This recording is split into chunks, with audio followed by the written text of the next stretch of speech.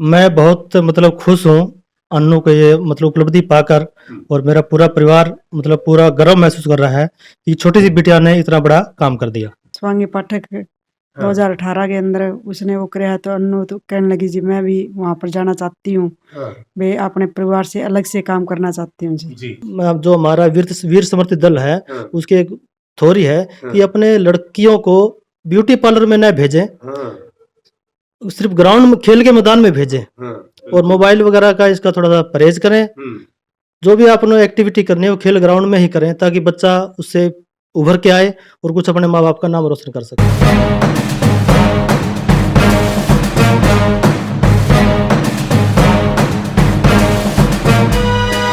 और the nation times की team आज एक ऐसे परिवार के बीच में है जहां पर बिटिया को इन्होंने थोड़ा सा पुश किया, यानी उसका हौसला बढ़ाया और आज वो पर्वत श्रृंखलाओं को जीतती हुई नजर आ रही है।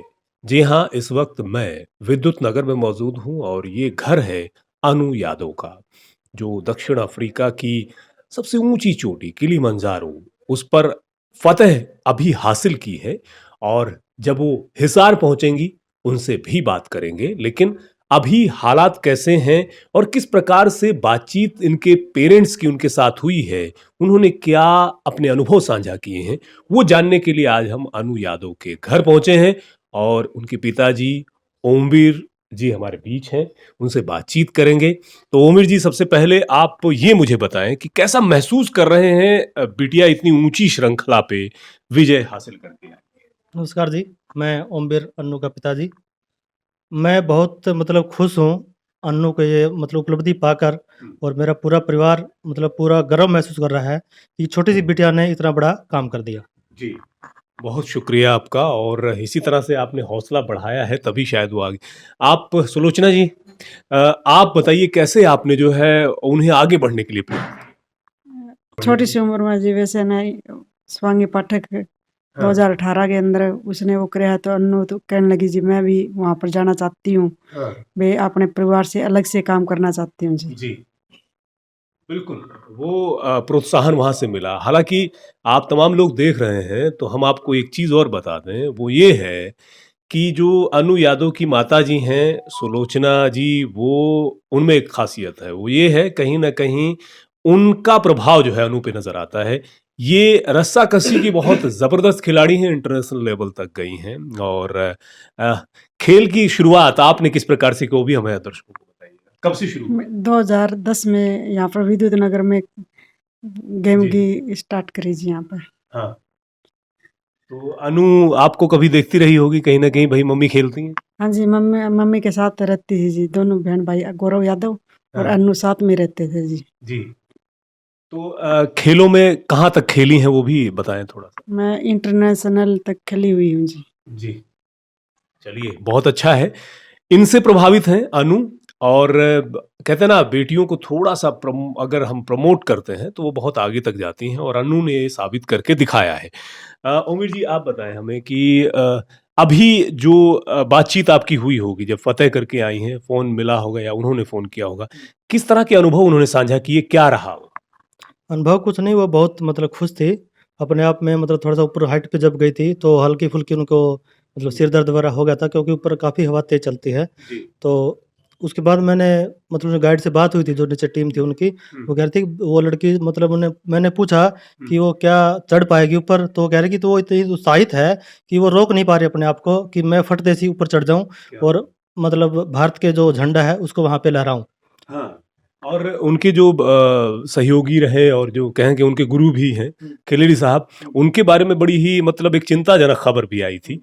तो उसके बारे में जब आपने ये खबर सुनी तो कैसा महसूस हुआ?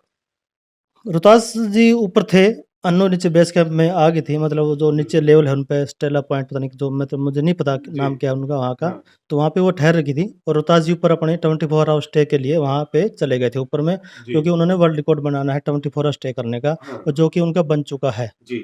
ये हमारे लिए 2 बार जब मैं आज बात हुई मेरी, तो उन्होंने कहा कि मेरा 24 आवर स्टे का वर्ल्ड रिकॉर्ड बन चुका है। तो मतलब उसके बाद तो मतलब हमारा खुशी का ठिकाना ही नहीं रहा। एक अन्नू और अन्नू के कोच जो उनके साथ में गए हुए हैं, अन्नू तो मतलब कम उम्र की लड़की थी और वो इतना बड़ा मतलब अचीवमेंट करी है उन्होंने एक लड़की होते हुए, और उसके जो कोच थे वो 24 आवर स्टे जो आज तक किसी ने नहीं किया, जी। वो भी अपने आप में एक वर्ल्ड रिकॉर्ड है। बिल्कुल, बिल्कुल। ओमवीर जी, मैं भी जानना चाहूँगा कि देखिए, बेटी को घर से भी बाहर हम भेजते हैं, किसी शहर में भेजते हैं, उस वक़्त भी बड़ी चुनौतियाँ होती हैं। लेकिन आपने तो देश से बाहर जो है एक बड़ी फ़तह के लिए उसे भेजा। शुरुआती दौर में किस तरह की दिक्कतें आप लोगों के सामने आईं? मतलब उसको प्रमोट करने के लिए क्या लोगों ने भी कुछ कहा? नहीं, लोगों ने ऐसे मतलब हम कैसे गाइड लिया था अभी लड़की ऐसे-ऐसे करना चाहती है। पहले तो अन्नू से ही हमने बात करी घर पे बैठ के पूरे परिवार ने, मेरे माता-पिता जी ने जे, ये लड़की ऐसे-ऐसे करना चाहती है फील्ड में, तो मतलब किसी ने कहा कि क्या करवाएगा लड़की को, अकेली कहाँ भेजेगा? लेकिन जब हमारी खुद की इच्छा थी या लड़की से मैं जब अन्नू से बात करी तो अन्नू कह रही कि पापा जी मैं कुछ अलग करके दिखाना चाहती हूँ आपको, और मैं अलग करके दिखाऊँगी और एक ना एक दिन आपका नाम पूरी दुनिया में होगा। क्या बात है! बहुत बढ़िया। और अनु यादव ने ये साबित भी किया है और अभी तो ये शुरुआत है। जैसा कि एक बार पहले भी मैंने अनु से बात की थी जब वो हिमाचल प्रदेश की एक चोटी को फ़तह करके आई थीं। उन्होंने यही कहा था कि भई अभी मेरी ये शुरुआत है और मैं आगे-आगे जो है बहुत ऊँचाइयों तक जाना चाहती हूँ। और ये जो दक्षिण अफ्रीका की जो ये चोटी है किलिमंजारो, इसको फ़तह करने के बाद उन्होंने ये साबित भी कर दिया है। जब अनु जो है हिसार पहुंचेंगी अपने कोच के साथ, अपने जो है प्रशिक्षक के साथ, तो उन दोनों के साथ भी हम बातचीत करेंगे और द नेशन टाइम्स के माध्यम से वो बातचीत आप तक पहुंचाएंगे और जानेंगे कि आखिर उस दौर में जब वो ऊंचाइयां छू रही थीं, वहां कौन कौन सी परेशानियां और समस्याएं आईं। और जाहिर सी बात है कि अनु के माध्यम से और दूसरी बेटियां हैं वो भी प्रेरित जरूर होंगी। ओमवीर जी, एक आखिरी सवाल मैं ये भी जानना चाहूँगा आपसे कि बहुत से पेरेंट्स आज भी बेटियों को प्रमोट नहीं करते हैं। आगे बढ़ने के लिए अभी भी दिक्कतें हैं कहीं न कहीं। ऐसे पेरेंट्स को क्या कुछ कहना चाहिए? ऐसे पेरेंट्स को कहना चाहूँगा कि जो भी आपकी मतलब लड़का और जो लड़कियाँ हैं, पेरेंट्स सोचते हैं कि जो लड़का ही सब कुछ होता है, बाहर जा सकता है अकेला, लेकिन ऐसा नहीं है। जब से मैंने अन्नू को देखा है कि वो हिमाचल में गई है, फ्रेंडशिप पीक पे गई थी और अभी पीछे धर्मशाला भी गई थी और अभी भी अफ्रीका वो अकेली ही गई हुई है। जबकि कोटपुतली में उनके एडवेंचर कैंप होते हैं, वहाँ भी वो अकेली ही गई थी। तो मेरे माइंड में अब ऐसा कुछ नहीं है कि लड़कियाँ होगी तो वो मतलब बाहर नहीं जा सकती। जी।